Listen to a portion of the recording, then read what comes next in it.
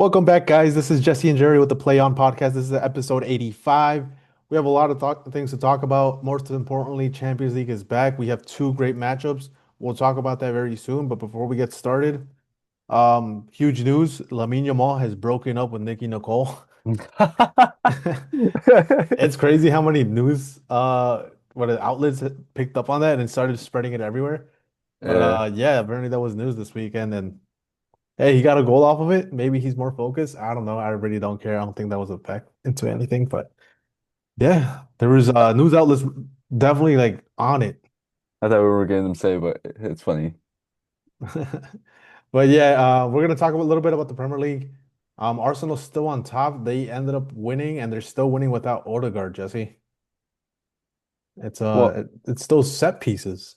yeah, dude. It's funny because I remember I think I sent you a post saying how Tony Pulis would say uh, a remark that a couple years ago Arsene Wenger and Arsenal fans were criticizing me for playing long ball and like going for counters and like set pieces and everything. And now that's exactly what they're doing to win games, and they're praising it. So it's funny how these fans can be and how Arsenal is. Yeah, it's pretty hilarious.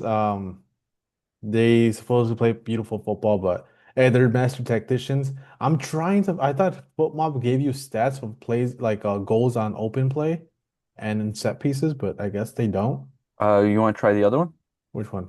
Sofa score? Yeah, I don't know. I'll try that, but I can check right now. There were Saturday, right? yeah, they were Saturday. But Arsenal. yeah, they still managing to win without him, and I don't know. I can't really make too much of it. Like they beat Burnley away, but I think I Uh, was telling you before, like so this. which one you want to look at? Premier League? Yeah.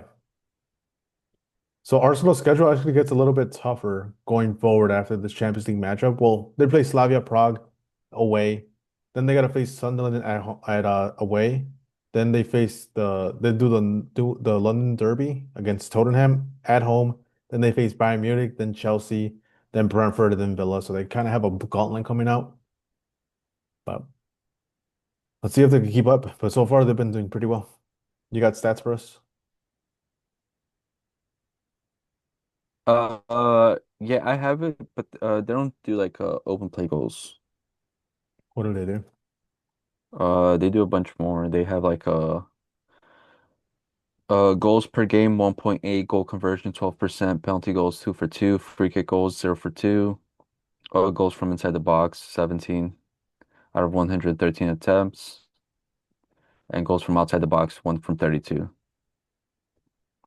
Interesting. Their one left-footed goals, 10 right-footed goals, 7 headed goals. They only create 2.8 chances per game, and they miss 1.7 chances per game, big chances per game. They Interesting. have they average 7.3 corners per game and 10 free kicks per game.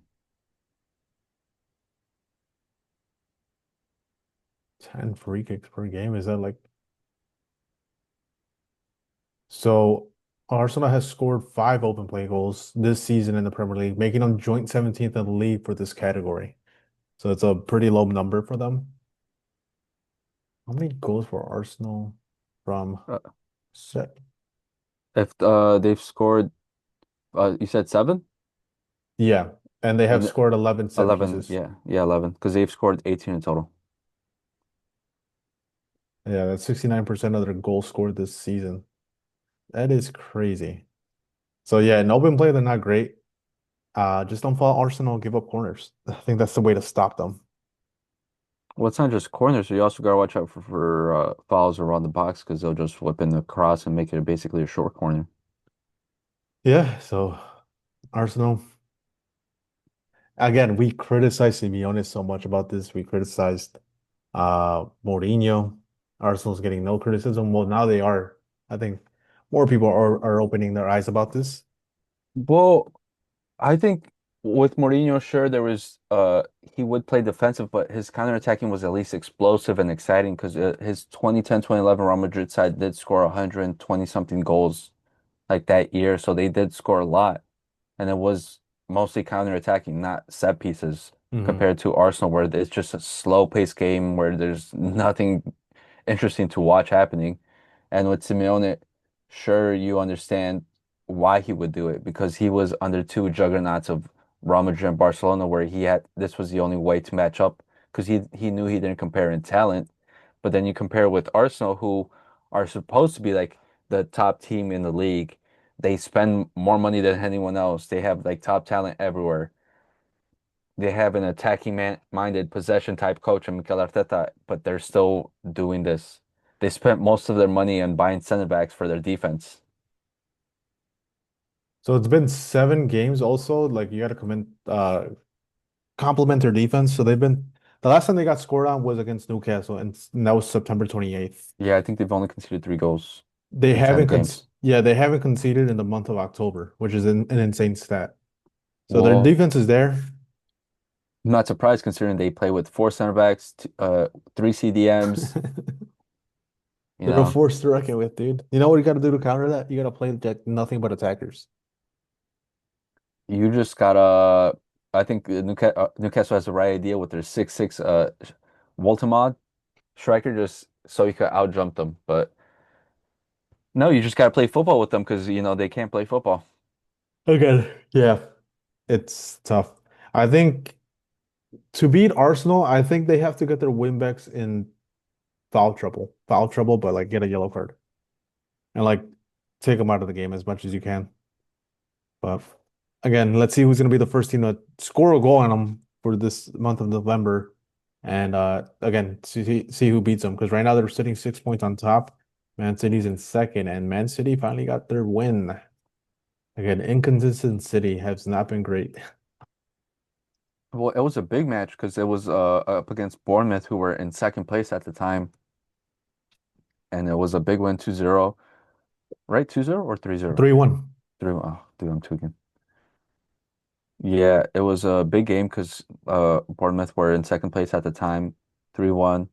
Haaland got two. Cherki, I believe, got two assists. So our boy. He's finding his footing. Again, Haaland is like the top goal scorer. This is what I expected to see from him. He has 13 goals right now in the Premier League, so it's not even halfway through the season, and he has pretty much half of uh last year's Golden Boot. So Haaland is just on a crazy form, and they just got to keep finding a way to feed him the ball.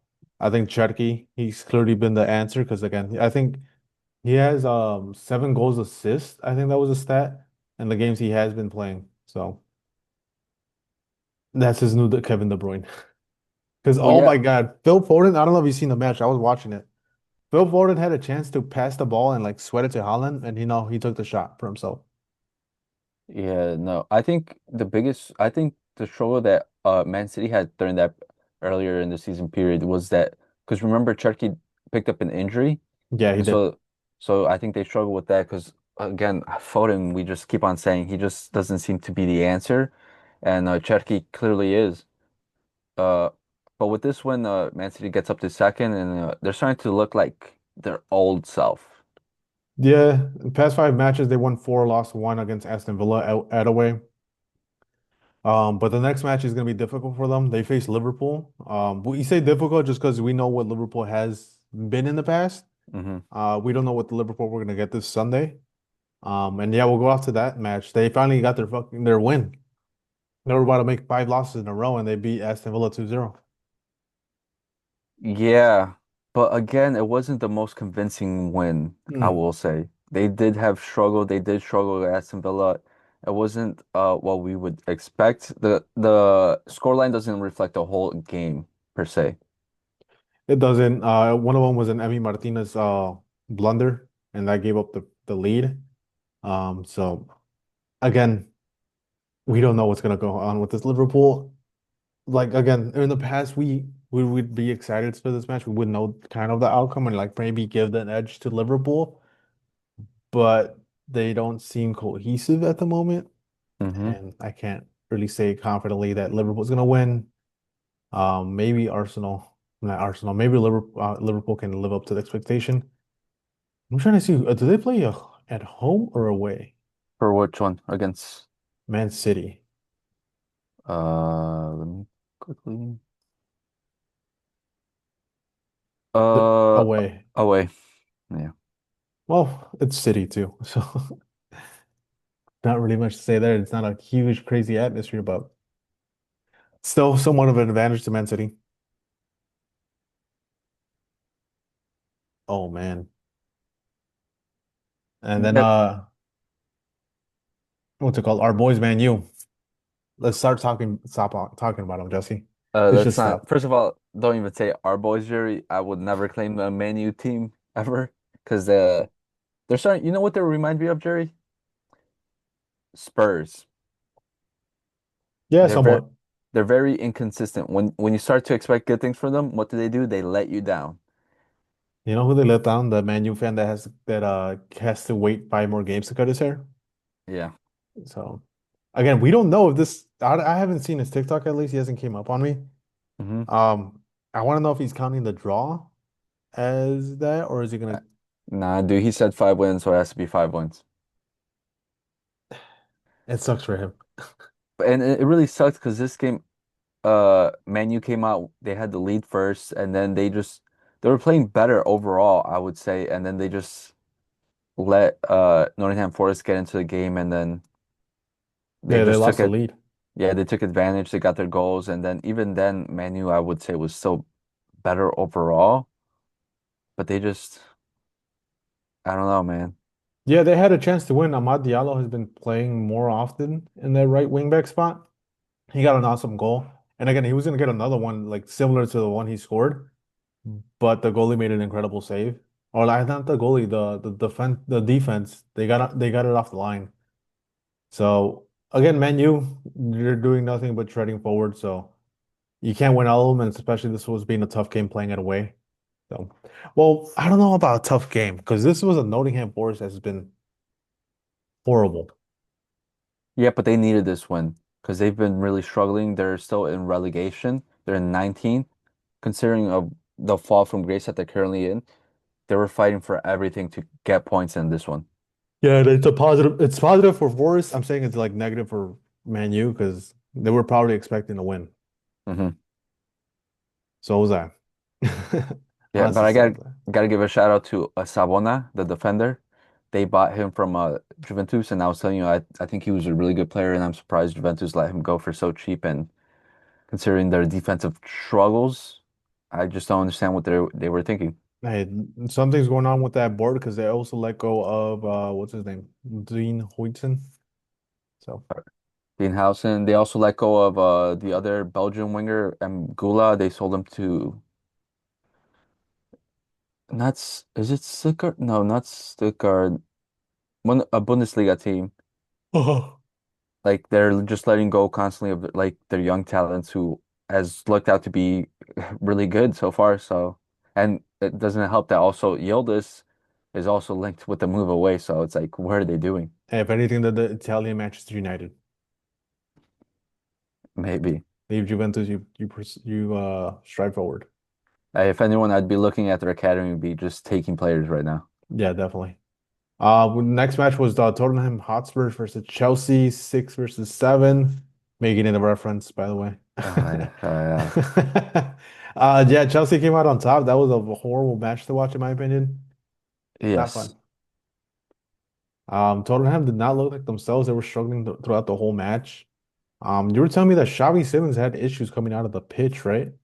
Well, going into the game, I know I saw that Spurs didn't have a lot of something about they didn't have a lot of outfield players.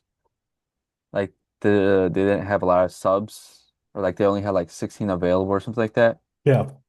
And then Bergvall, well, Xavi Simons was dropped by Thomas Frank because apparently they were having some issues with him, like his performances or his effort. So Bergvall got to start on the left mid spot or left wing spot, but he picked up an injury, so got subbed out in the 7th minute, and Xavi Simons came on. But then in the second half, I think like 70th minute, he got subbed out again. So not a good sign for when you're subbed in and subbed out. Definitely isn't. But yeah, it's kind of a match we expected with Chelsea not knowing what to do, not knowing what Chelsea you're gonna get this weekend.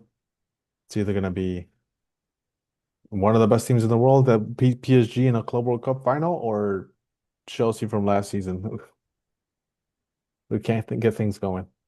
But yeah, they're currently sitting in seventh, tied with Spurs and Man U with 17 points. Yeah, it sucks because I was pretty high on them, thinking they were gonna have a good season, but never mind. Yeah, Sunderland, Bournemouth are sitting nicely on the top. No one would expect this at all, especially Sunderland one. That one is like insane. Well, yeah, they went from being promoted to all the way competing. They're still fourth, I think, so they're still doing well. Hmm. And Bournemouth is fifth, which we kind of should have expected because they have a really good manager in Iraola, and he has really good recruitment. He's known to develop players and make them look really good. Yeah, and I'm seeing right here, Chelsea has an issue conceding a lot of goals. They've conceded 11. Yeah, because remember they have like no defense. Their center back pairings is god awful. The one shout out I will give is to their 19-year-old Achupikawit, or I can't how do you say his name? Chukawase. No. Uh, uh, Wesley Fofana? no, not Wesley Fofana. It's the 19-year-old Josh Achempong. I think that's how you say it. Yeah. Yeah, he's been really good, solid. Even though he's the youngest player on that back line, he looks like he's leading the veterans because they look clueless, and he's been, I think, really solid for them. I forget Sterling is in that team. Well, he's been banished. He's just there collecting his paycheck. It's crazy what his career became. But He made the wrong choice of going to Chelsea. well, I forgot he was in Arsenal last season, right? Yeah, they loaned him to Arsenal. Yeah, from being one of the best wingers in the world to collecting paychecks in Chelsea. That seems to be like the English thing, right? Collect paychecks, yeah. Nonetheless, we're done with that league for the what is it, the clickbait league, Yeah. and now we're going to La Liga. Nothing much changed. Arsenal, both Real Madrid, Barcelona, and Atletico Madrid won their games. Don't forget about Villarreal 4-0. I told you they were going to be good. Top four. You didn't believe me. I didn't. And then there's Betis at fifth with Anthony just still scoring banger after banger. Yeah, not much changed. Real Madrid's convinced me, Jesse. They were bullying Valencia squad, which again, not it's not saying much when they're in 18th place, but yeah, they had a really good game. And Carrera scored a banger. Yep. And then there's Barcelona, dude. The breakup game. Lamine Yamal's breakup game. But Koundé's still starting that game, which is kind of pissing me off because he had a really bad match. Yeah. I just I'm you had doubts about Xavi Alonso. I'm having doubts about Hansi Flick because he it doesn't look like he's making any changes with the squad for that. Yeah, I think he's just trying to play it out, maybe get some more rhythm, but it's tough, dude. It's tough watching him play at the moment. But Yeah. Fermin Lopez keeps racking up goals and assists. In the match for Barcelona, there was a point where Rashford got frustrated with himself because he kept having really bad touches, kept making bad decisions, and he yelled at Alejandro Valde, which I thought was hilarious. I thought more media would pick that up, but he ended up getting his goal, and maybe that's all done and dusted. Yeah, but I also Danny Olmo, he Yeah, he's back. doesn't he doesn't look that great this He year. just came back from injury. Yeah, but even when I've seen him, he just doesn't convince me. Like he had Yeah, that great Euro with Spain, and I feel like he's been riding off of that because he just doesn't look like he fits into the squad. I feel like he takes away more than he gives.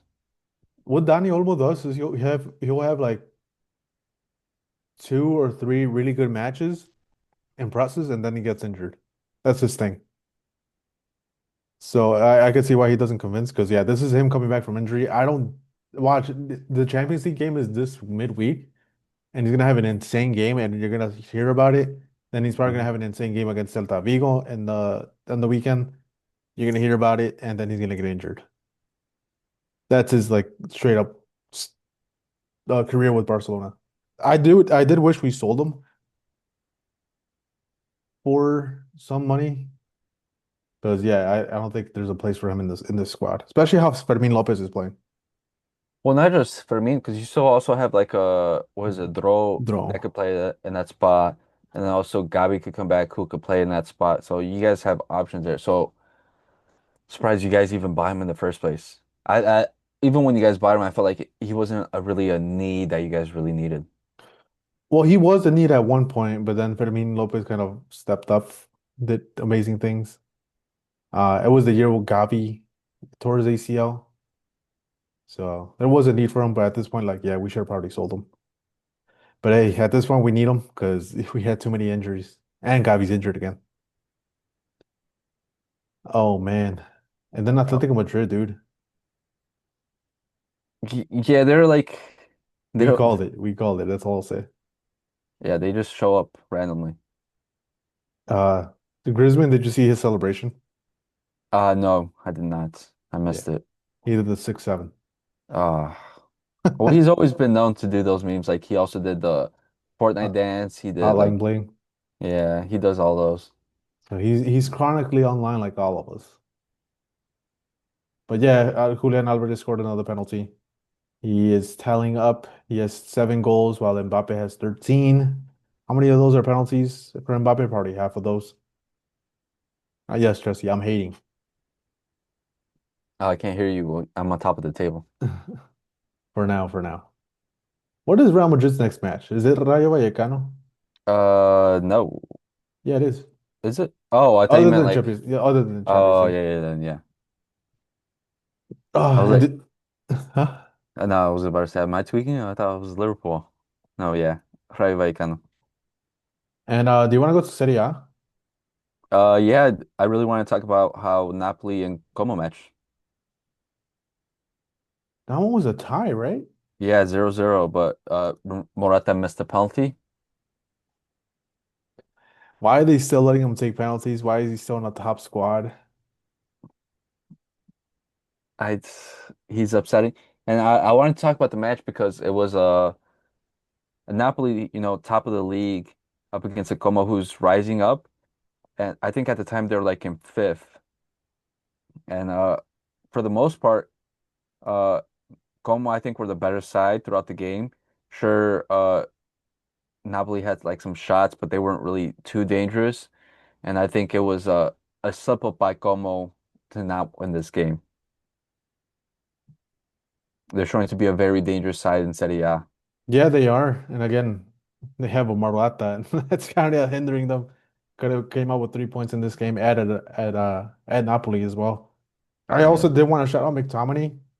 Without he's doing it without Kevin De Bruyne, without Lukaku, without key players in the squad, and he's just showing that he has level, a huge level. Probably could even make a bigger move, maybe to a Premier League giant, maybe even to a Spanish giant. You never know. Yeah, dude, he's been hindered by the Man U career. Yes. But yeah, it looks like it was an exciting match. Let's see what the stats were. So Como actually didn't have too many chances. They had 2 shots and one big chance. Shots on target at least. Yeah. Morata. That would piss me off. Yeah. But what I gotta say is Como does also have to start figuring out because teams are starting to notice, how the reliance on creation from Nico Paz. So they gotta, get some help there where else they're just gonna shut down Como's offense by just taking Nico Paz out the game. But they took too many draws in the past 5 games. They took 3, and that is 6 points left on the table. So they went from being like in the top 4, top 5, down to seventh. Yeah. So they gotta start figuring things out and start getting more points. Be more aggressive if anything. But yeah, Napoli's still on top with 22. Inter is in second, and Milan's in third. And Milan had a huge match against Roma this past weekend as Yeah, well. because it was like 3 versus 4. Yeah. And again, AC Milan came out on top. So I've been betting actually Serie A during the week. They had a couple midweek matches. Hmm. And I found out not to bet on AC Milan, especially when they're playing away. Because Allegri's the coach and he's a huge stats guy. and he's willing to draw the match because he knows he's not going to lose the Scudetto and during this time of the season at an away match. He sees it as a positive getting a point away. So don't bet on them if they're playing away. Well, I mean, Modric is still class. Dybala missed a penalty during the game, and yeah, was that type of game. And apparently Dybala injured himself during that penalty. Yeah, And also not looking good for Santiago Jimenez. yeah, He man. he's pulling an Olivier Giroud, not scoring goals. And there's definitely rumors going around saying that he might get sold in January. So I don't know what's going on. He went from having a fantastic matches with what is it, Feyenoord to struggling in the Mexican national side and now struggling with AC Milan. Who put that curse on him? I don't know. But anything else on Serie A? No, I think that's it. We're not going to talk about Bundesliga because you know who's already on top. Yep. And then we'll just go straight into the Champions League matches. Tuesday, huge match day for you, Jesse. Yeah, it's Liverpool versus Real Madrid at Anfield. Not to worry. Bookmakers say otherwise. They have Yeah, Liverpool as favorite. yeah, which is surprising. Yeah, I would not touch Liverpool with a 10-foot pole. I would not even bet on them because you know you're gonna probably lose. Yeah, I'm surprised they're putting Liverpool as the favorites. Again, Liverpool has been really bad. They have been dropping matches. They can't seem to figure it out. And Real Madrid hasn't actually been playing pretty good. Yeah, dude, it's English media, dude, pushing the narrative that Liverpool and the Premier League is a super league, and for some reason they believe that Liverpool should be favorites against Real Madrid. Yeah, and I'm just looking back at Liverpool matches. They beat Atletico Madrid 3-2 at home. So maybe there's that, Jesse. They're well equipped to face the Spanish sides. Are they though? I'm just looking at their matches to see if they against so they beat Arsenal as well, like against big matches. They beat Atletico Madrid and then they had a horrible October. So I don't know. Again, I would not be opposed to a Liverpool loss. I mean Liverpool win at all. I I know you wouldn't, but realistically, it's weird that they have it that way. Yeah, realistically, Real Madrid should win this match. They average 2.36 goals per match. They don't concede more than a goal per match, and Liverpool, on the other hand, does. But we'll see. What's your prediction, though? Scoreline. 3-0. 3-0? 3-0. That defense is water, man. Yeah, I'm gonna go 4-0 Real Madrid, and it sucks to say. And maybe if I talk good about them, maybe they'll lose. Especially if Salah starts. Ooh, easy. Yeah, that's what I'm worried about because we said it that they Liverpool played a lot better without Salah. If I see him starting, ooh, easy one. Oh No, that man. offense isn't doing anything. You know, if Salah starts and Isak starts, it's a probably a free Real Madrid dub. Yeah.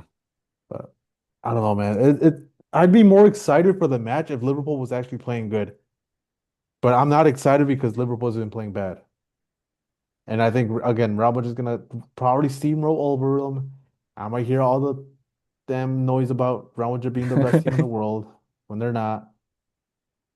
But it is what it is.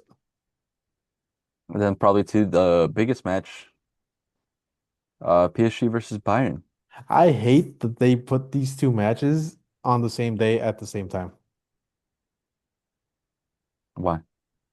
Because I kind of want to watch both of them. Yeah. Now, Just and get two TVs, Jerry. Watch. I have Paramount Plus and it has the multicast, but they're in very small TVs because I'm working as well, so I can't really see and pay attention when it's very small screens. Nah, you gotta no love for the game, dude. You just gotta sack off work and then just watch the game. I wish I could, but I have like a couple of things to do, and he's usually busy at that time. But if anything, I'm just gonna tune into the Liverpool Real Madrid match because that one's more hate watch, Jesse. A bigger it's a hate watch game. For those Yeah. that don't know, I watch Real Madrid games all the time just to hate watch. Just like Jesse with Barcelona. Yeah. Do you really like it? Say there's like again PSG Bayern Munich that game is on, but Barcelona's playing someone else. Uh, Arsenal. If yeah, we put I'll hey watch Barca unless it's like a big score for Barca, then I'll just put the other game on. same, me too. Real Madrid goes up 3-0, I put the other game. Yeah, I'm like, that's it's not worth it. Unsuccessful hate watch. That's what it is.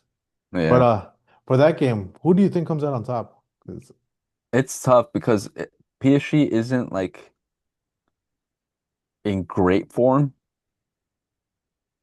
because they've been struggling a little bit in League On. They just recently got back into the top of the table, but they were struggling. They've gotten some losses, some draws here and there. Uh, Meanwhile, Bayern look to be steamrolling. They're in really good form. Company looks like he's being a good coach actually, which is kind of annoying. And Harry Kane's all over the English media saying best striker ever, whatever, blah blah blah. But yeah, I think Bayern should be going into it as favorites. That's what I would pick. And they oh man, the Bayern PSG match. I think for that one, I think Bayern's gonna win. I'm not super convinced with PSG. Bayern Munich has been playing great. They're distributing the ball well. Harry Kane is looking in a pretty good form. Company has him playing pretty well. What I am worried about from PSG is again Nuno Mendes. well, You, they have the best fullbacks in the world with Hakimi and Nuno Mendes. Like they just can change the game as well. yeah, because I think if they could stop that, they'll be in a good spot. Because Bayern Munich has Olise as well, and Olise has been playing great since the whole Lamine Yamal, the whole Jamal Musiala injury. Yeah. So I think there's a lot of moving pieces. Then they have your boy, who you just said, Jesse. Bischoff, Bischoff, he plays fantastic, and he scored a banger, I think, last time they played in the Champions League. So and they there's a also lot of have moving things. Carl, Hmm. who's the next young talent that from the academy, which they're finally giving a chance to. Yeah, and the one thing PSG is lacking is their center back. I don't like Pacho that much. Dude, but the Ukrainian guy, what's his name? Sabarny? He's He, suspended for that match. yep, he's really good. Yeah, he is really good. Um, so I think there's gonna be too many things. And same thing, Luis Diaz is in fantastic form, so it's gonna be a good game for the fullback slash wingers. It's gonna be an interesting matchup. But yeah, I have Bayern Munich winning the match like 2-0. I think it'll be like a 3-2 type of game. It's close. Yeah, because I think uh PSG will get some goals in with Kvaratskhelia and Barcola. But like I think they're still missing Dembele. I know Desiree. I think is he suspended or he's injured? I No, know he they got have like injured a this red. past weekend. Yeah, he's injured. So like plus he hasn't been in great form since like this summer. So but like missing Dembele is very big. He's struggling with injury this year to start off with, Hmm. which we thought he was finally over, but it's crept back in. So I think that's where they're going to struggle because I think if he was there, I think it would make the game much more closer and I think would give an edge to PSG because he is, you know, the reigning Ballon d'Or winner. Yeah, he gave up his hamstring for the Ballon d'Oro, so yeah, hit missing him is gonna be huge. Again, he brought the squad together. Again, this is the squad that kind of beat Barcelona, like their fucking backups. But Yeah. I don't know. I think Bayern Munich a full force without Musiala is fantastic. I think Bayern Munich would have had more of an edge if they were playing at home, but that's why I was doing like a simple tweet to a modest 2-0. Yeah.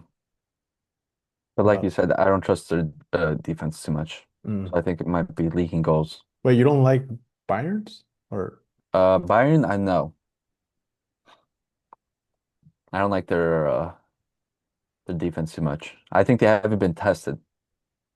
I think the currently Bundesliga is in a downturn, especially with Xabi Alonso leaving Leverkusen. They've struggled, Mhm. obviously, because they hired Ten Hag and then they sacked him immediately, and the rest of the league is sort of in a downturn because we can't even say the same about like this week's Champions League Dortmund match because they just haven't been the same. Mm-mm. They don't look like a threat. They don't feel like a threat. And that's a Yeah, good segue for the next day. Yeah, because Man City's facing Dortmund. I was telling you before we started, a couple of years ago, this would have been a fantastic matchup. Right now, it looks like Man City, and I think Man City's gonna steamroll them. yeah. Especially because they're at home, so Dortmund doesn't get like that buff from playing at home. But yeah, they just don't look that great. There's a lot of media attention currently in Dortmund because of you mentioned off screen about with like the Bellingham situation going on, and then just the overall players, they just don't feel like they're in good form, or there's not that super prospect they usually have that will sort of give them a chance in the game. They currently don't have that, so they just don't feel as threatening. So yeah, I on paper that would have been the like go-to match for this day, but on Wednesday I feel like there's not really one that stands out. Like I'm bringing it up just because I'm a Barca fan. They're facing Club Brugge, so I don't think that's a good match. Maybe Marseille versus Atalanta, but again, Atalanta went through a bunch of changes with their coaching. They got rid of Gasperini, who pretty much controlled everything. But Marseille's in great form, so I think Marseille will probably win that match. I think, Newcastle, yeah, I think Athletic that would be Bilbao, my match, probably Newcastle Athletic Club. Athletic Bilbao, yeah. But even then, like, oh my God, Iñaki Williams is still hurt. Nico Williams is hurt, so it's not going to be the Athletic Bilbao we're expecting, or even like the players we're expecting. So, Yeah, but they still have Sunset, who is a really good player that is starting to get attention from outside the Spain, and they're trying to buy him. But then, but I who think else? Athletic Bilbao would have it would have been a better matchup if Athletic Bilbao played at home. Yeah, With but them playing at Newcastle, it's gonna be tough. Newcastle hasn't had the best start either because they're like mid-table in the Premier League as well, so they're struggling as well. So But I wouldn't rule it out. I think it would just be a good match because both teams they're but sort of struggling right now. they have gotten two wins in the Champions League as well, though. They beat up Benfica at home. They beat Union Saint Louis 0-4, I think, away. And whereas Athletic Bilbao, they've gotten two losses, one to Arsenal at home and the other one to Dortmund away. The only win they do have is against Karabag at home. So I don't know. I think Newcastle has it in the bag.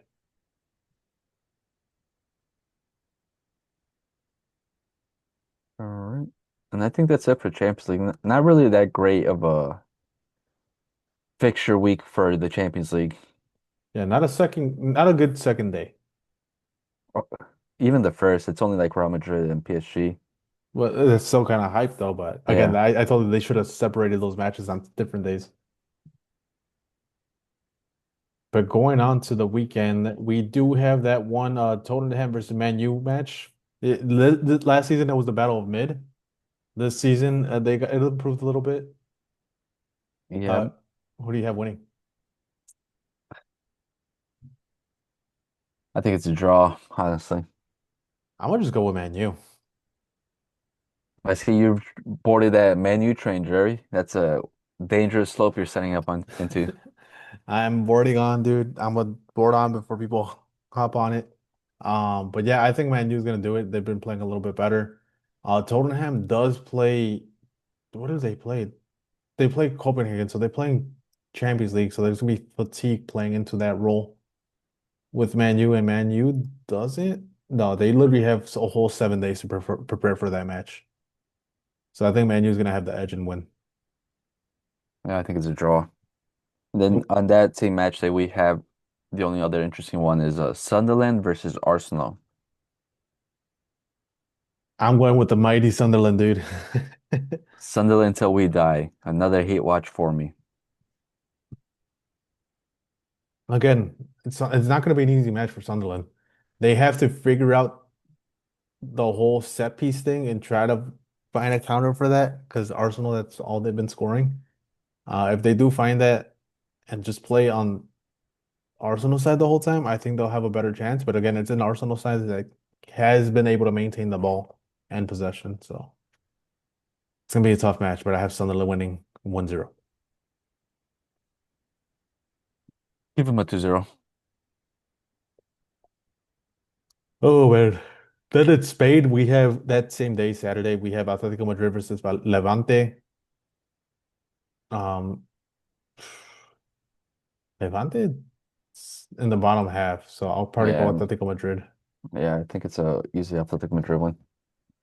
Then I'm bringing it up because Villarreal is in third place. They are facing Espanyol, and Espanyol is actually having a pretty decent season in sixth place. Give me Villarreal, dude. That's my pick. I'm going with the tie. They're playing Yeah, in Cornellà as well, so that's Espanyol Stadium. it doesn't matter, dude. My pick is gonna work. Then your boys Como is playing Cagliari. I think they're a mid-table team. Como should have it. Yeah, I think Como should have it. Again, I think they have to be a little bit more aggressive and start going more for the wins. What? Bundesliga. Nothing really interesting. Oof, next day on Sunday, Aston Villa Bournemouth. I would go Bournemouth. I just trust them more currently than Aston Villa. There's a lot of turmoil going to them. They were in recent good form, but they just had a blunder against Liverpool. I'll go with Aston Villa and give them the edge at home. Bournemouth is pretty good.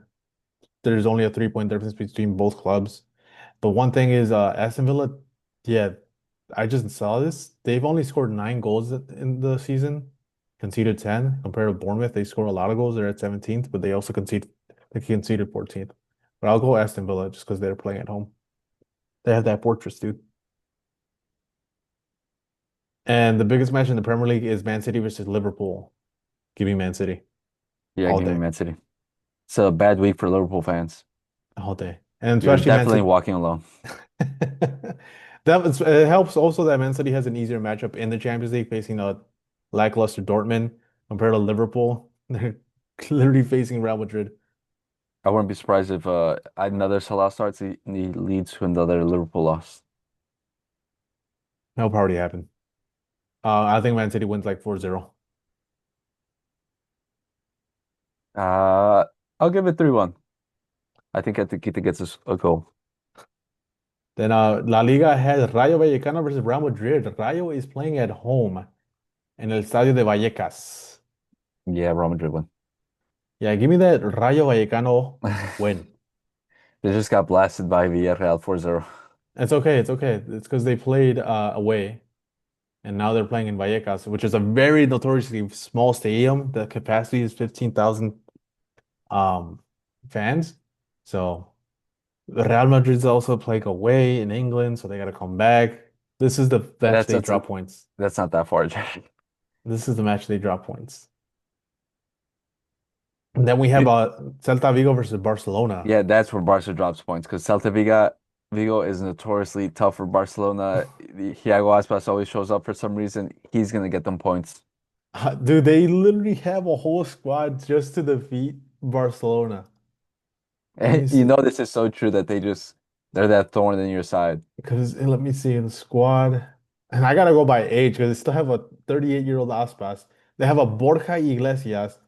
And did they have no, where is he? Where is he? Where is he? Where is he? Brian Zaragoza as well.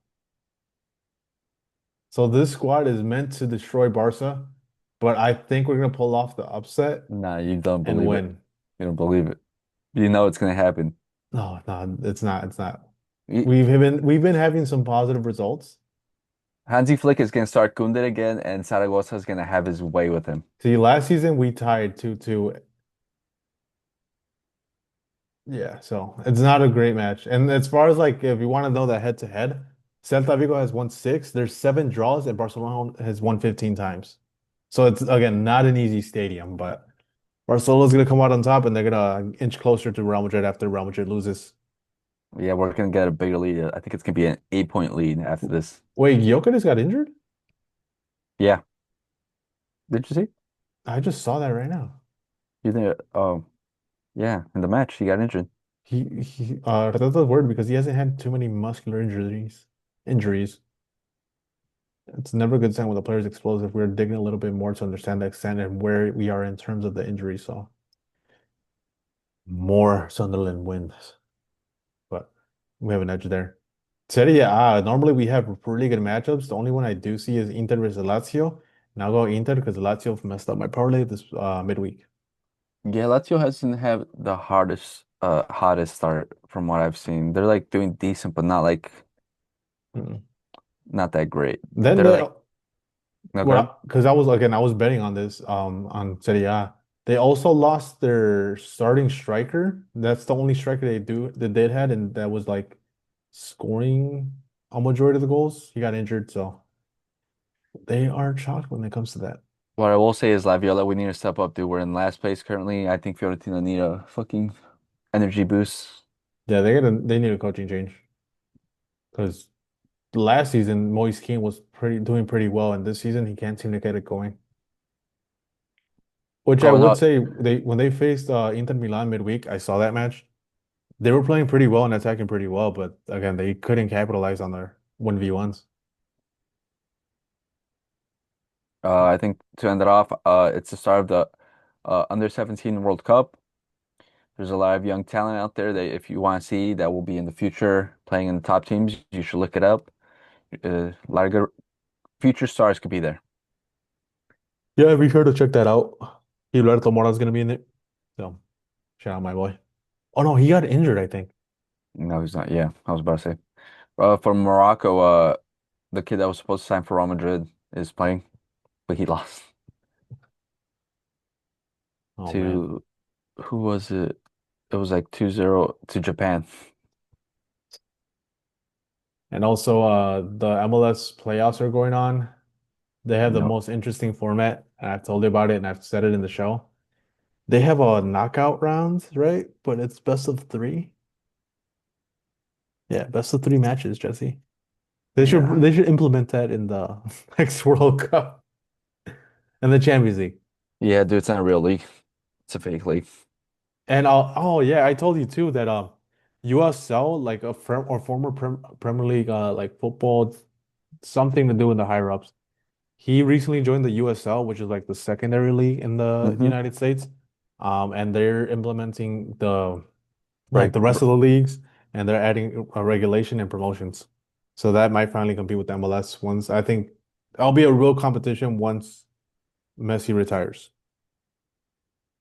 Yeah, dude, the MLS is a fake league just there to prop up Messi numbers. Yeah. Hey, MLS is a United States league, but you can't pick your own kid sponsor. Yeah, it's a really weird league. It's a But fake league. how many teams do they have on top of that? 32. They have it looks like it's 30. I thought it was 32. Maybe that's like the NBA or something. Was they trying to make this into the NBA? But on that note, I think we're done. Yeah, I think that's wraps up this week's news, guys. Let us know if there's anything we missed out, anything you guys want to hear from us. Let us know if you guys want to bring, if you want us to bring back the grid, see us struggle with it, or if anything else. Yeah, make sure to like and subscribe. Peace. Peace.